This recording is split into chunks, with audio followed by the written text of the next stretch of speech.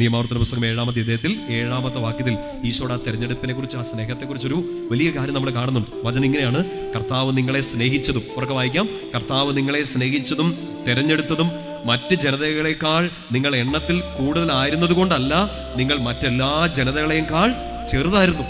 പറഞ്ഞേ ഹല്ലേലൂയ. അപ്പം നമ്മൾ ഒത്തിരി കാര്യങ്ങൾ ചെയ്തു. നമ്മൾ സ്വോത്രക്കാഴ്ച ചിത്രം ഇട്ടു, നമ്മൾ ഒറ്റ ദിവസം മുടങ്ങാതെ നൊവേന ചൊല്ലി എല്ലാ ദിവസവും നമ്മൾ വമ്പം വലിയ മുട്ടൻ കാര്യങ്ങൾ ചെയ്തു.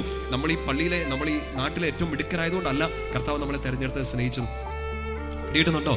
നിങ്ങൾ ചിലപ്പോൾ ഈ കൂട്ടായ്മയിലെ ഏറ്റവും ചെറുതായിരിക്കും. പൊക്കത്തിൻ്റെ കാര്യമല്ല കേട്ടോ പറയുന്നത്. ചിലപ്പോൾ ഏറ്റവും വിഷമിച്ച് നിൽക്കുന്ന ഒരാളുണ്ടായിരിക്കും. അയാൾക്ക് വേണ്ടി ഈശോ പറയാണ്, ഞാൻ നിന്നെയാണ് തെരഞ്ഞെടുത്തിരിക്കുന്നത്. ഇവിടുത്തെ വലിയ ആൾക്കാരെയല്ല, നിന്നെ ഞാൻ തെരഞ്ഞെടുത്തത് നീ എന്തൊക്കെ നേടിയെടുത്തത് കൊണ്ടല്ല.